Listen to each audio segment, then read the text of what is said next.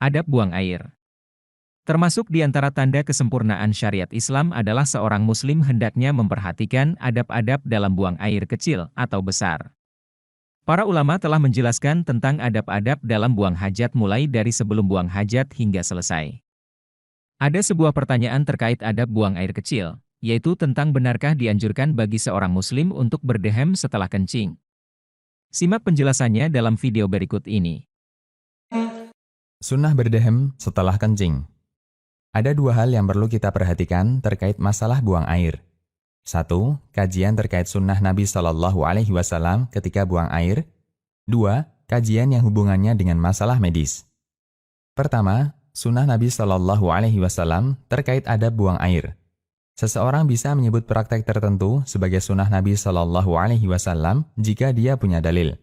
Selama dia tidak memiliki dalil, dia tidak diperkenankan menyebutnya sebagai sunnah Nabi Shallallahu Alaihi Wasallam. Rasulullah Shallallahu Alaihi Wasallam memberi aturan yang sangat mudah dalam buang air. Meskipun beliau sangat menekankan untuk berhati-hati dalam masalah najis. Beliau Shallallahu Alaihi Wasallam bersabda, yang artinya, mayoritas adab kubur disebabkan masalah kencing. Hadis riwayat Ahmad, Daruqutni, dan yang lainnya. Beliau juga mengajarkan beberapa hal sebagai penyempurna adab ketika buang air. Salman Al-Farisi bercerita, sungguh Nabi Shallallahu Alaihi Wasallam melarang kami untuk menghadap kiblat ketika buang air besar atau kecil, agar kami tidak beristinja dengan tangan kanan dan tidak beristijmar dengan kurang dari 3 batu atau beristinja dengan kotoran kering atau dengan tulang. Hadis riwayat Ahmad, Muslim, dan yang lainnya. Dan masih beberapa adab lainnya yang diajarkan Nabi Shallallahu Alaihi Wasallam. Kita mengetahui dengan membaca dalil yang sahih dari beliau. Apakah ada anjuran untuk berdehem? Ada beberapa hadis dhaif yang menyebutkan cara tertentu ketika kencing. Di antaranya, 1. Duduk dengan posisi jongkok. Kaki kiri diduduki tumitnya, sementara kaki kanan tegak di depan. Dari Suraqah bin Malik radhiyallahu anhu, beliau mengatakan, Nabi Shallallahu Alaihi Wasallam memerintahkan kami untuk jongkok dengan duduk di atas tumit kaki kiri dan menegakkan kaki kanan. Derajat hadis. Hadis ini diriwayatkan Al-Baihaqi dan At-Tabrani. Hadis ini didhaifkan Al-Hafidz Ibnu Hajar dalam Bulughul Maram, juga didhaifkan An-Nawawi dalam Majmu' Syarah Muhadzab, karena di sana ada 2 perawi yang majhul. 2. Menggerakkan kemaluan. Terdapat hadis yang menyatakan, apabila kalian kencing, hendaknya dia gerakkan zakarnya, yaitu disentil 3 kali. Derajat hadis. Hadis ini diriwayatkan Ibnu Majah dalam kitab Thaharah, bab membersihkan sisa kencing setelah kencing, dari jalur Zam'ah, dari Yazdad, dari Nabi Shallallahu Alaihi Wasallam. Sementara Yazdad bukan sahabat dan Zam'ah perawi yang dhaif. An-Nawawi mengatakan, mereka sepakat hadis ini dhaif, Yazdad bukan sahabat.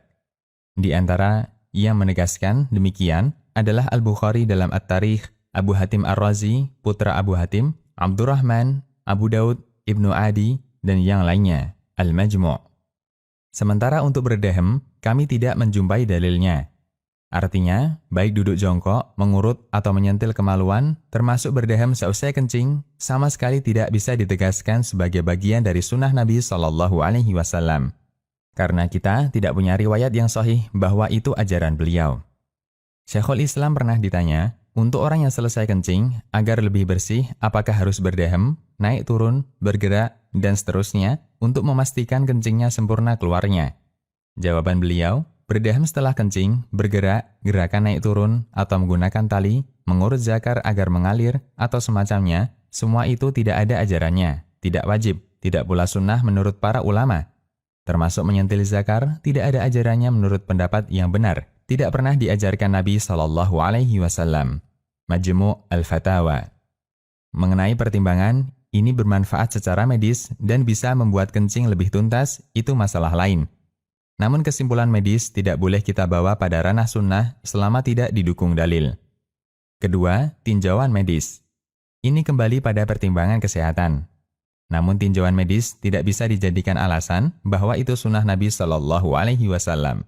Karena untuk bisa disebut bagian dari sunnah Nabi Shallallahu Alaihi Wasallam, orang harus memastikan bahwa itu sahih dari beliau, agar tidak termasuk dalam ancaman hadis. Dari Mughirah bin Syu'bah radhiyallahu anhu, Nabi Shallallahu Alaihi Wasallam bersabda, yang artinya, Siapa yang menyampaikan satu hadis dariku, dan dia punya dugaan kuat itu dusta, maka dia termasuk salah satu pendusta. Hadis riwayat Muslim. Jika memang betul, berdaham setelah kencing itu bermanfaat secara kedokteran, boleh saja orang melakukannya, namun tidak boleh disebut sebagai sunnah Nabi Shallallahu Alaihi Wasallam selama tidak ada bukti dari riwayat yang sahih.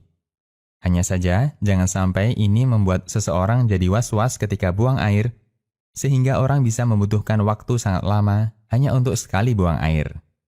Demikian, Allahu a'lam. Sobat, jika video ini bermanfaat, subscribe dan share kepada orang tua, saudara, dan orang yang Anda sayangi, semoga mereka juga bisa mengambil manfaat dari video ini.